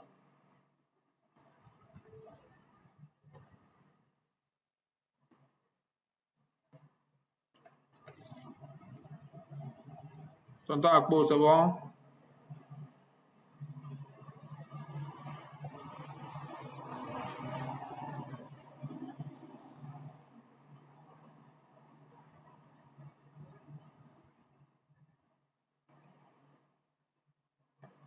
J'espère que vous m'entendez. OK. D'accord, merci d'être là. Nous passons maintenant à comment gérer ce stress de parler devant un public. Ici, là, c'est le stress, les malaises, là. Les malaises, vous voyez, comme vous voyez sur l'image, la dame qui transpire. Comment gérer ces malaises? Prendre le temps de respirer profondément plusieurs fois avant d'intervenir. Ceux qui ont ces malaises savent comment ça se passe. Quand on veut intervenir, on sait que notre moment approche pour prendre la parole. On a une certaine chaleur dans le ventre. On sent de la chaleur dans notre ventre. Notre corps qui tremble. La sueur qui sort, qui apparaît sur notre cerveau. Et se voit sur notre tête, pardon. D'accord? Donc, il faut vraiment prendre le temps de respirer. D'autres conseils de respirer par les narines, d'inspirer par les narines, d'expirer par la bouche. J'espère que vous entendez comment je le fais. D'accord? Vous inspirez par les narines et vous expirez par la bouche. Ça permet de dégager cette chaleur. Vous pouvez faire ça plusieurs fois. On ne dit pas de le faire de manière trop répétitive. Non. Vous prenez votre temps, vous inspirez. Il ne s'agit pas de faire aussi du bruit. Ne faites pas du bruit, vous inspirez, vous faites ça. Vous pouvez trouver un moment pour vous éloigner un peu ou bien avant d'intervenir, vous pouvez faire ça à votre place de manière silencieuse pour ne pas déranger les autres participants ou bien surtout ne pas montrer à aux autres participants que vous êtes stressé à l'idée de prendre la parole. D'accord? Donc, prendre le temps de respirer profondément. Ne pas regarder constamment le public dans les yeux. Tout à l'heure, je viens de vous dire ça, de ne pas de faire l'évitement. On avait parlé d'évitement dans les comportements, les blocages comportementaux. Ici, on dit de ne pas regarder constamment le public dans les yeux. On n'a pas dit de ne pas regarder le public dans les yeux. Donc, vous voyez vraiment cette nuance. Ne pas regarder constamment le public dans les yeux veut dire quoi? C'est juste pour vous donner l'opportunité, l'occasion de ne pas être influencé. C'est de faire en sorte de ne pas être influencé par le public. Quand vous regardez trop le public dans les yeux, il y aura des gens qui vont vous influencer. Si vous avez la malchance de tomber sur des gens qui ne vous aiment pas bien, ils peuvent vous faire des mimiques là qui peuvent vous déstabiliser, pour faire perdre ce que vous avez à dire. Il y a une technique qu'on appelle tableau noir ou bien tableau blanc. C'est-à-dire que vous regardez le public comme si vous regardez le public, pourtant ce n'est pas le public que vous regardez. C'est-à-dire que vous regardez les gens devant vous, mais au fond, vous regardez dans votre tête ce que vous êtes en train de dire. Est-ce que vous voyez? Donc, ça, en présentiel aussi, il y a comment on apprend aux gens à faire cela. Vous faites une sorte de ventilo, vous balayez du regard toute la salle et là, vous êtes plus à l'aise dans votre intervention. Parce que si vous regardez le public dans les yeux, je vous assure, vous allez perdre le fil à un moment donné. Ne pas non plus regarder ailleurs. On dit de ne pas regarder le public, de ne pas regarder ailleurs. Ce que je viens de dire ici, vous aurez l'impression, vous devez donner l'impression que vous regardez le public, mais que vous ne regardez pas le public. Est-ce que vous voyez? Donc, c'est très important de gérer cette situation pour ne pas donner l'impression de perdre le fil. Bouger de temps en temps, mais pas de façon hystérique.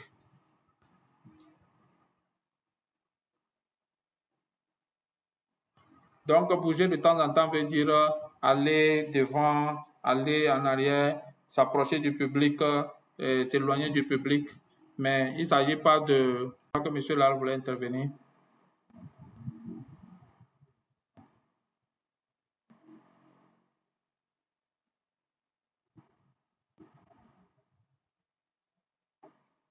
OK.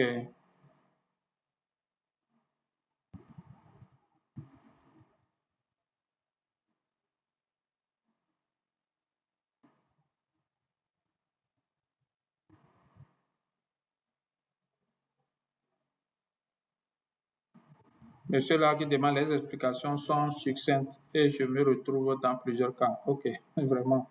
Donc, je crois que nous sommes tous passés par là.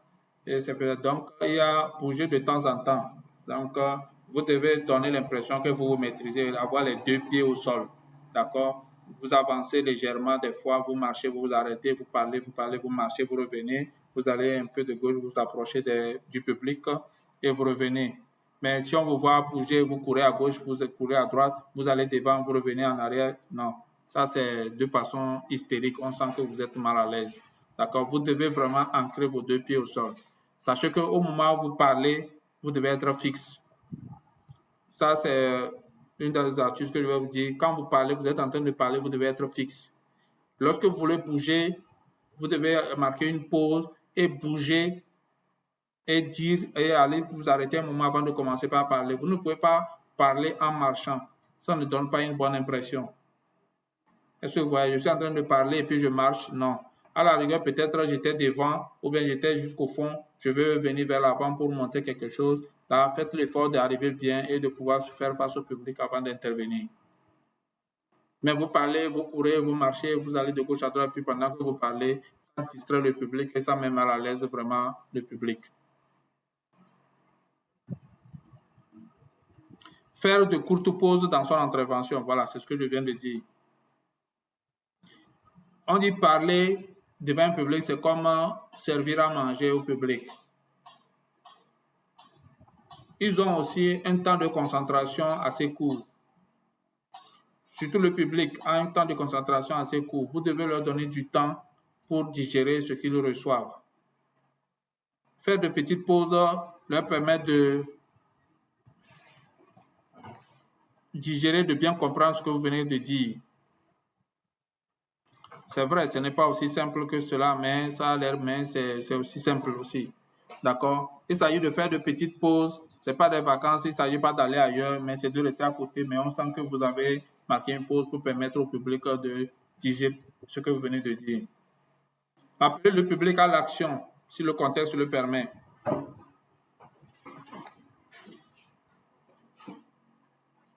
Tout dépend du contexte.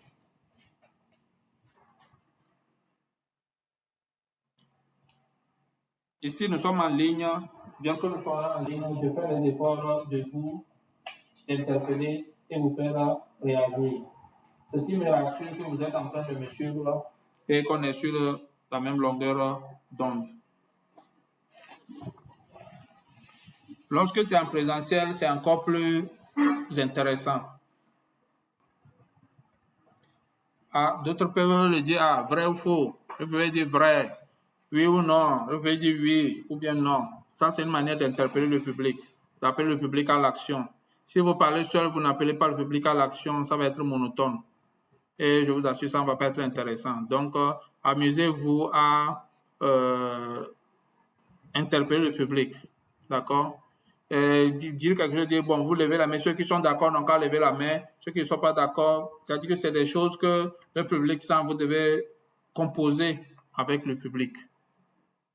Je ne sais pas si vous voyez. Surtout lorsqu'il s'agit de... Bon, ici, là, ça dépend des cas. Hein. Si c'est une formation, c'est une conférence, et vous avez une intervention assez longue, vous pouvez utiliser ça.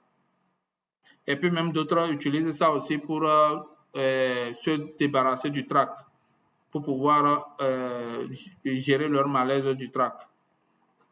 Si vous voulez intervenir pour une première fois, pour briser, vous allez remarquer quand vous voulez intervenir, le public est silencieux et tout le monde vous regarde.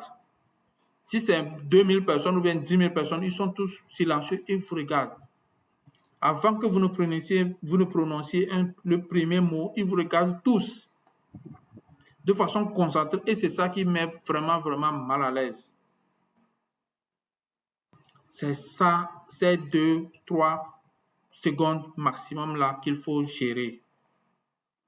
Pour briser cela, certains orateurs s'amusent à introduire une blague, à faire un appel à action en ce moment, pour que le public se relâche et vous relâche un peu avec le regard. Attirer leur attention sur un aspect, par exemple. Est-ce que vous voyez? C'est pourquoi, généralement, pour pouvoir gérer cette situation, les gens se permettent de se présenter d'abord. Au moins, la présentation de soi est le travail, l'exercice le plus facile. Je m'appelle tel, je suis tel, ou bien on dit bonjour tout le monde. Le fait de dire bonjour tout le monde, ils vont recevoir bonjour. Même s'ils ne reçoivent pas, tu leur demandes bonjour, jusqu'à ce que, ou bien bonsoir, jusqu'à ce qu'ils ne prennent. Là, au moins, on appelle ça briser la glace. Vous avez brisé la glace, ça veut dire que c'est comme une vitre qui vous sépare de votre public. Quand vous faites ça, vous brisez la glace, votre public maintenant, vous êtes connecté. Là, vous avez su que ce que vous avez dit, ils ont entendu. Ce que je viens de dire, ce n'est pas de l'appliquer de manière automatique, de manière mécanique, non. Tout dépend de la situation. Donc, aujourd'hui, c'est un appel à action qu'on utilise dans les premières 3 secondes qu'on a intervenu pour pouvoir lever cela. Si c'est juste pour intervenir sur un point, peut-être poser une question, vous avez levé la main, on vous a choisi. Bonjour. Et là, au moins, bonjour, là, ça vous permet de surmonter ça. Bonjour, je m'appelle. Voilà, le temps de se présenter, là, ça permet de dissiper cela. Ça permet de briser la glace. Mais si vous commencez, on vous donne la parole. Ma question, c'est vrai, vous allez pouvoir y arriver, mais on va sentir que vous êtes gêné, vous allez plus rapidement. Dites bonjour, prenez votre souffle ou bien, je m'appelle tel. prenez une petite pause et devenir à votre question. Est-ce que vous voyez? Donc, ou bien à votre intervention. Ne pas vouloir corriger à tout prix les erreurs. Ça, c'est aussi un autre cas. Vous êtes en train de faire l'intervention, vous avez dit le au lieu de la. Faut-il corriger ou bien faut-il avancer? C'est chaud. Vous avez dit le public a réagi là. Surtout vous entendez dans le public quelqu'un ou bien vous voyez sur le visage qu'on a senti que vous avez fait une erreur. Vous-même, vous avez su que vous avez fait une erreur. Quand c'est criard, vous pouvez mettre ça dans les blagues, vous pouvez revenir là-dessus. Ah, autant pour moi, le ou bien là, ça dépend de là où se trouvait l'erreur. Ça, c'est un cas. Mais pour d'autres cas, mes amis, laissons couler. Avancez seulement. Parce que le fait de vouloir s'arrêter et corriger les fautes, là, vous risquez d'en commettre encore plus. Et surtout, il y a des fautes même que le public ne sent pas. Le public n'est pas là pour recenser vos fautes. Le public est là pour recevoir votre message. Quand je dis le fille ou bien le garçon, la garçon, ils savent que c'est garçon que je vais dire. Le, là, ça, ce n'est que des bonus. Est-ce que vous voyez? Mais se mettre à se morfondre par rapport à le ou là qu'on a mal placé là, ça va attirer l'attention du public sur ce fait et c'est ça qu'il risque de garder après votre intervention. Ne cherchez pas à être parfait. Voilà. Nous avons toujours peur de parler en public. On pense qu'un jour, on sera maître. Le jour où on sera maître de la prise de parler en public avant de commencer par parler en public. Ce n'est pas vrai. Si vous ne parlez pas en public dès maintenant, vous aurez toujours du mal à parler devant un public. Toujours. Ce n'est pas l'âge. Aujourd'hui, il y a les gens même qui ont 50 ans, 60 ans, qui sont des pères de famille, ça les empêche de parler à leurs enfants. Donc, si vous pensez que vous allez être parfait avant d'intervenir devant un public, non. Et puis, ne pas chercher à être parfait aussi, c'est ne pas chercher à aller dans les moindres détails, préparer tout dans les moindres détails. Bien m'habiller, bien me parfumer, bien me tresser plutôt, bien me coiffer, ou je ne sais pas, apporter mes plus belles tenues, ou je ne sais pas, c'est-à-dire que intervenir sur le bon point, poser la bonne question, non. Faites ce que vous pouvez faire. Faites ce que vous avez à faire. Faites seulement. Laissez le public gérer. Souciez-vous du contenu de votre message. Le contenu, que l'idée que vous voulez transférer au public puisse être transférée. Si ce n'est pas bien transféré, vous aurez à faire l'évaluation, vous aurez des feedbacks. Plus tard, les gens vont vous dire, ah, c'était bien ici, c'était bien là. Ça, c'est obligé aussi. Si vous voulez vous améliorer en tant qu'orateur ou bien en tant qu'oratrice, c'est de pouvoir recueillir des feedbacks. Vous devez de temps en temps, après, demander aux gens de vous dire comment ils ont trouvé votre intervention. C'est bon? Ok, je crois que ça serait la dernière diapositive. J'espère que vous n'êtes pas trop fatigué. On est en train de boucler les 2 heures. Je crois que ça va être le dernier point. Comment développer ses compétences oratoires? Je crois que tout le monde attendait ce point. Comment développer ses compétences? Se préparer en visualisant d'avance les situations de prise de parole qu'on peut vivre dans la vie. C'est lourd, c'est beaucoup. Si on veut devenir orateur un jour, on doit pouvoir s'imaginer les situations, toutes les situations dans lesquelles il va nous falloir prendre la parole pour pouvoir s'y préparer psychologiquement.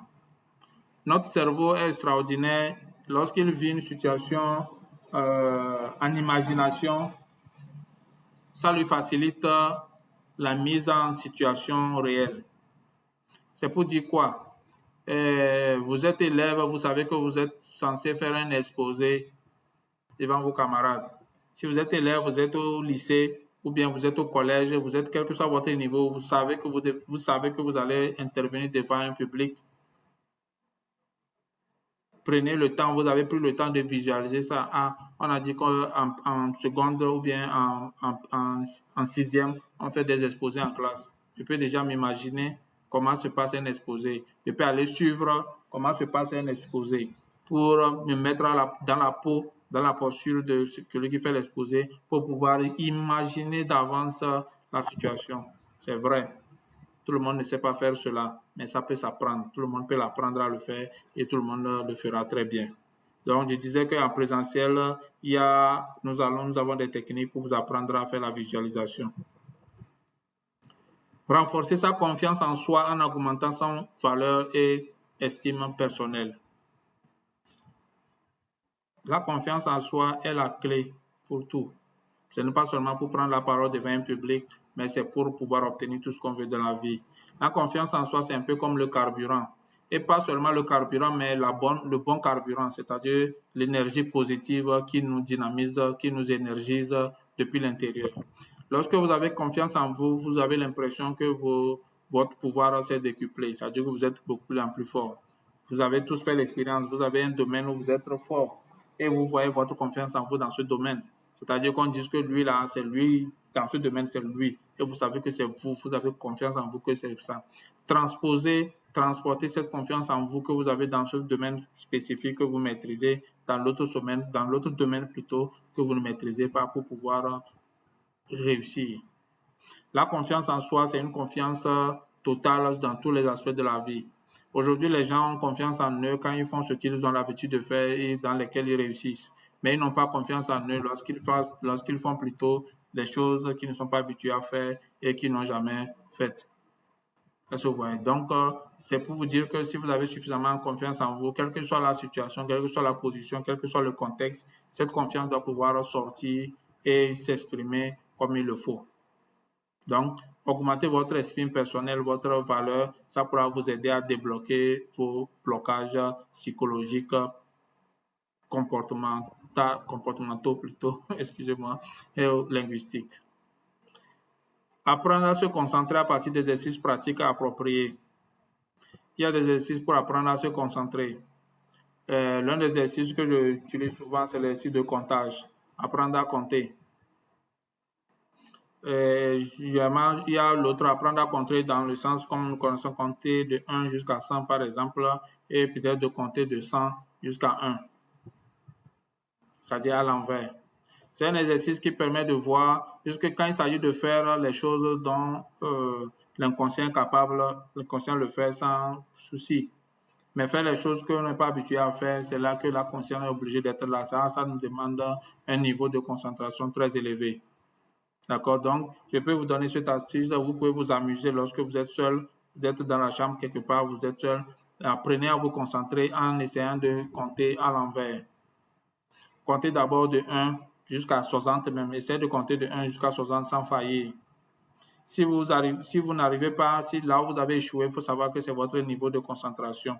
On dit de compter de 1 jusqu'à 30.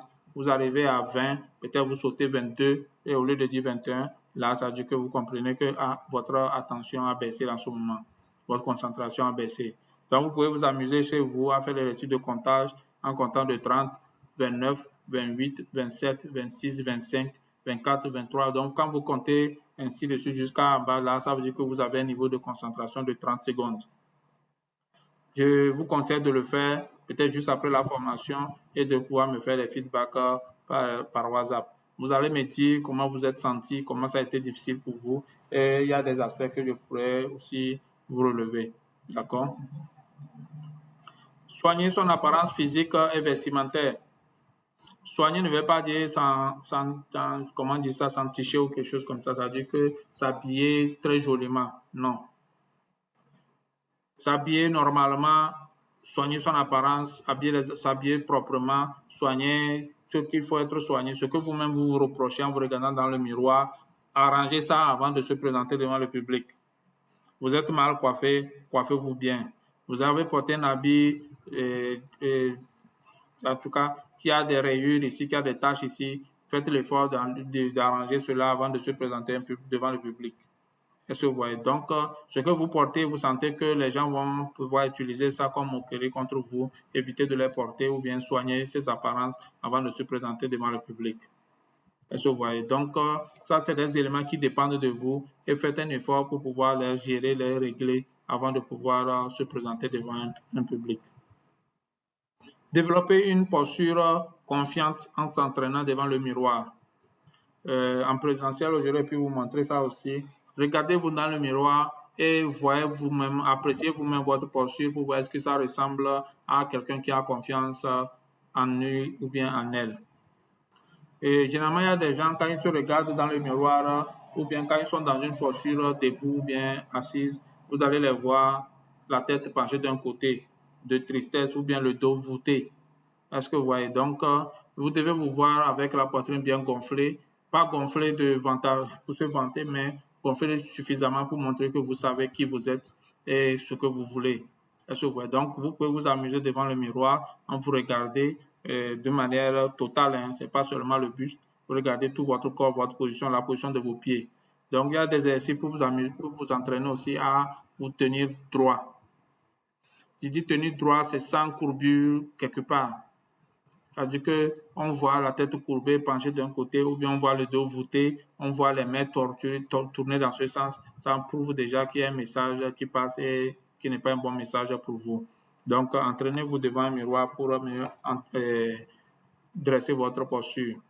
Participez aux discussions, quels que soient les thèmes, en posant des questions ou en disant ce qu'on sait ou pense. Parler en public peut vous aider à parler devant un public. Ça même pas peut vous aider, nous aide même à parler devant un public. Vous êtes dans une classe, vous êtes dans une foule quelque part, les gens sont en train de mener un débat, participez. Là, vous savez que vous n'êtes pas en une position devant, mais au moins vous attirez l'attention sur vous quand vous prenez la parole dans le groupe. Donc, vous pouvez vous entraîner à partir de ces exercices à être capable maintenant de parler devant un public. Donc, participez aux discussions, faites des recherches, instruisez-vous, apprenez des choses. C'est vrai, aujourd'hui, avec les réseaux sociaux, on a des tonnes d'informations. On ne peut pas manquer un sujet de discussion.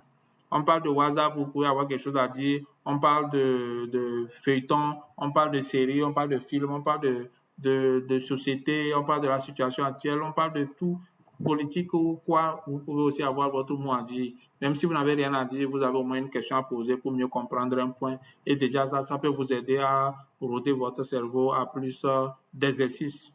Est-ce que vous voyez? Recueillir systématiquement les feedbacks honnêtes. Ça, c'est le point final. Les feedbacks, je le disais tantôt quand on abordait ce point, vous devez recueillir des feedbacks. Chaque fois que vous finissez une intervention, vous devez avoir au moins quelqu'un d'honnête à qui vous demandez comment j'ai été. Est-ce que c'était bon? Est-ce que j'ai bien fait ceci? Ou bien est-ce que j'ai bien fait cela? Ainsi de suite. Donc, c'est important d'avoir ces personnes qu'on a sous la main à qui nous pouvons demander de nous aider à parfaire notre intervention. D'accord? Je dis bien, c'est des gens sur qui on peut compter, qui peuvent nous dire, réellement ici, c'était bon, ou là, c'était pas bon. Mais ce n'est pas aller demander à des gens que nous savons qu'ils peuvent mal prendre ça ou bien qui peuvent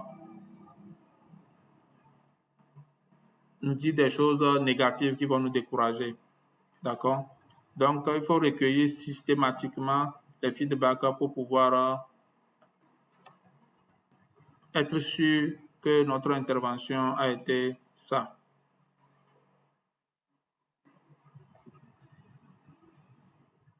En conclusion, lorsque nous parlons devant un public, il est important de prendre en compte les caractéristiques et les besoins de l'auditoire afin d'adapter notre discours, notre langage et notre approche pour atteindre une communication efficace. Comprendre le public nous permet de mieux cibler nos messages, d'engager l'auditoire et de transmettre notre message de manière pertinente et impactante.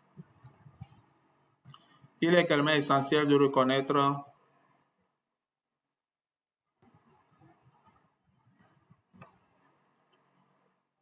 que chaque public est unique.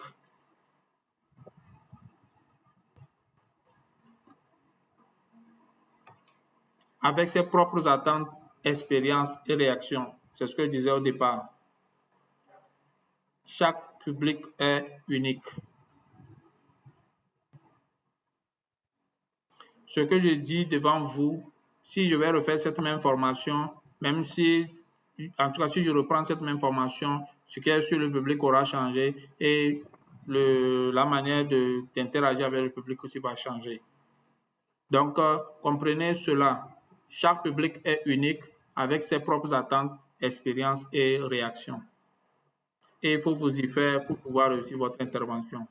En adaptant notre communication et en nous connectant avec le public de manière authentique, nous avons de meilleures chances de créer une expérience mémorable et significative pour tous les membres de l'auditoire. Il faut savoir que votre message doit passer à tout le monde. Tout le monde doit retenir votre message. Ça, c'est le message qu'on dit. Maintenant, la manière dont vous allez vous prendre pour que tout le monde reçoive vos messages, c'est ça que vous allez varier. Faire en sorte que chacun puisse trouver son compte. Et ça, il y a les techniques de communication que certains ont demandé à apprendre. On verra, on trouvera l'occasion de les apprendre. Donc, c'est vraiment utile de connaître ces techniques de communication et savoir adapter selon les publics. D'accord? Je suis à vous pour les questions et pour les réponses. Je vous remercie. Vous êtes là, c'est à vous la parole maintenant. Allô? Il y a quelqu'un?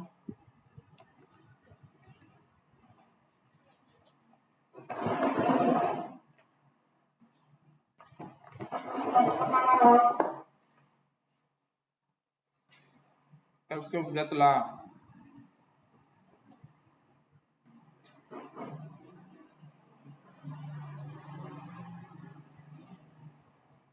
J'espère que les gens n'ont pas peur de parler en public après cette formation.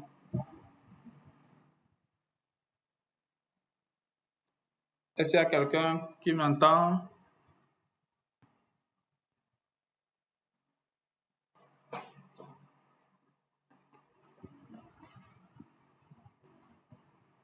Est-ce qu'il y a quelqu'un qui m'entend?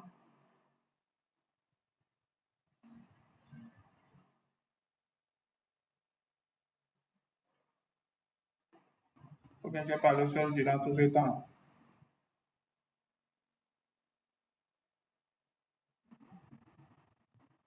Allô?